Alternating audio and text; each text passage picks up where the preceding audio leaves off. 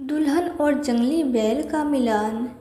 एक रात गुजारनी पड़ती थी दुल्हन को इस जंगली बैल के साथ। मेरा बदन भी बहुत नाजुक सा है और मैं बहुत गोरी हूँ, और अगर इसने मेरे साथ कुछ किया तो मैं दर्द के कारण मर ही जाऊंगी। मुझे बहुत डर लग रहा है। मुझे उस जंगली बैल के कमरे में ले जाकर छोड़ दिया गया और बाहर से दरवाज़ा बंद कर दिया गया। अब यह जंगली बैल मेरे साथ। हाँ दोस्तों, यह बात उस समय की है जब मैं अपनी पढ़ाई कर रही थी और मेरी दादी ने मुझसे कहा, आज तुम तैयार रहना, तुम्हें कुछ लड़के वाले देखने आ रहे हैं और आज हम लोग अपने गांव चलेंगे। फिर हम सब लोग अपने गांव चले गए। वहाँ पर मुझे लड़के वाले देखने आए। लड़के के साथ उसके माता पिता भी थे।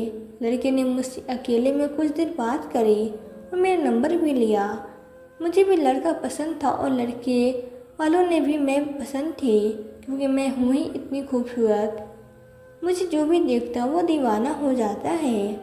वो लोग मेरे हाथ में पैसा रखकर चले गए। पूरा दिन मौज मस्ती में बीता, लेकिन जैसे ही रात हुई, सामने वाले घर से एक लड़के के जोर जोर से चिल्लाने की आवाज़ आने लगी। मैंने अपनी माँ से पूछा, माँ यह कौन लड़की चिल्ला रही है? तो उन्होंने जवाब नहीं दिया और कहा, जाकर सो जाओ। किसी जंगली बैल के भी चिल्लाने की आवाज़ आ रही थी। मैं बहुत डर गई हुई थी। मैंने अपनी दादी से भी पूछा, लेकिन उन्होंने भी बताने से मना कर दिया और कहा, यह पुरानी प्रथा है, तुम जाओ सो जाओ। रात भर उन लोगों के चिल्लाने की आवाज़ आती रही, लेकिन मैं कुछ भी कर नहीं सकती थी और मुझे रात भर नींद भी नहीं आई। सुबह हुई तो मैंने देखा गांव के लोगों ने उस लड़की और बैल को उस कमरे से बाहर निकाला। लड़की खून से लथपथ थी। उसको ले जाकर हॉस्पिटल में भर्ती कराया गया और जंगली बैल को खाना दिया गया। मैं तो समझ में नहीं आ रहा था कि यह सब चल क्या रहा है। आखिर कोई इंसान इस सब के विरुद्ध खड़ा क्यों नहीं होता है? यह प्रथा बहुत सालों से चलती चली आ रही है और कोई भी इसको रोकता नहीं है। कोई लड़की जंगली बैल का सामना कैसे कर सकती है? कुछ दिन बीत जाने के बाद मेरे ससुराल से फ़ोन आया कि हम लोग जल्दी शादी करवाना चाहते हैं। उन्होंने शादी की तारीख फिक्स कर दी। मेरी शादी का दिन आ गया। मुझे तैयार किया गया और मेरी शादी मेरे पति से करा दी गई। यहाँ तक सब ठीक था, लेकिन जैसे ही मुझे कहा गया, बेटा आज तुम्हें उस जंगली बैल के साथ एक रात गुजारनी है, मेरे पैरों तले ज़मीन ही निकल गई। आखिर मैं यह सब कैसे करूँगी? मैंने अपनी माँ से भी कहा और अपनी दादी से भी कहा, लेकिन मेरे कोई भी सुनने वाला नहीं था।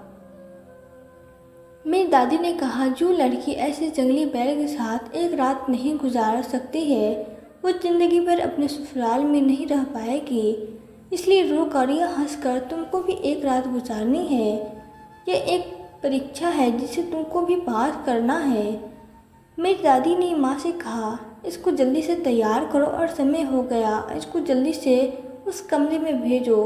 मैंने बहुत समझाया सबको, लेकिन किसी ने भी मेरी बात नहीं सुनी और मुझे ले जाकर उस अंधेरे कमरे में जंगली बैल के सामने छोड़ दिया और बाहर से दरवाज़ा बंद करके चले गए। मैं बहुत चिल्ला रही थी। मेरे सामने वो जंगली बैल खड़ा था। वह मुझे घूर रहा था, जैसे मानो खा ही जाएगा। मैं बहुत डरी हुई थी। मैं चुपके से अपने साथ अपना मोबाइल लेकर आ गई थी।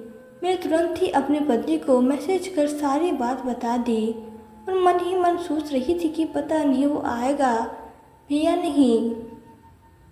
वो कैसा इंसान है, वो मेरी मदद करेगा भी या नहीं, कहीं वो भी इस प्रथा का हिस्सा तो न है। वो जंगली बैल धीरे धीरे मेरी तरफ आने लगा। मैं बहुत तेज़ भागी। वो जंगली बैल भी मेरे पीछे भागा और मैं बहुत तेज़ी से हटी। वो दीवार से टकरा गया। जंगली बैल और तेज पागल हो गया। वो बहुत तेज़ी से मेरी तरफ आया और अपनी सींगों से मुझे उठाकर ज़मीन पर फेंका, लेकिन इतने में ही मेरे पति आ गए और उन्होंने मुझे पकड़ लिया। मुझे बस हल्की फुल्की चोटें आई। वो मुझे तुरंत बाहर ले गए और जल्दी से दरवाज़ा बंद कर दिया। आज मैं इस जंगली बैल के कहर से बच गई। मैंने सोचा था उससे कहीं ज़्यादा अच्छा मेरा पति निकला। वह मेरे माता पिता वो दादा से लड़ गया और कहने लगा, यह सब अंधविश्वास तुम लोग मत करो, यह सब गलती है। एक लड़की को ससुराल में रहना है या नहीं रहना है वो लड़की तय करे कि कोई जंगली बैल तय नहीं कर सकता। और कितने लोगों की जान लोगे तुम लोग। अगर तुम लोगों ने यह सब दोबारा किया तो मैं पुलिस कंप्लेन कर दूंगा। हम सब लोग पढ़े लिखे हैं और ये सब अंधविश्वास में नहीं मानते। वो मुझे लेकर शहर आ गया। आज इस बात को 5 साल हो चुके हैं। आज हम लोग अपनी ज़िंदगी मज़े से जी रहे हैं, लेकिन आज मैं उस बात को याद करती हूँ, मैं काँप जाती हूँ। आखिर ऐसी प्रथा कहाँ की है, नहीं है होनी चाहिए। इस सब प्रथा पर रोक लगनी चाहिए। दोस्तों, अगर आपको भी ऐसी कोई प्रथा पता है तो उसका विरोध करें, जिससे किसी भी ज़िंदगी बच सकती है। तो दोस्तों, हमारी आज की ये कहानी आपको कैसी लगी? कहानी अच्छी लगी हो तो वीडियो को लाइक कर दे, चैनल को सब्सक्राइब कर दे। मिलते हैं फिर नई वीडियो में। धन्यवाद।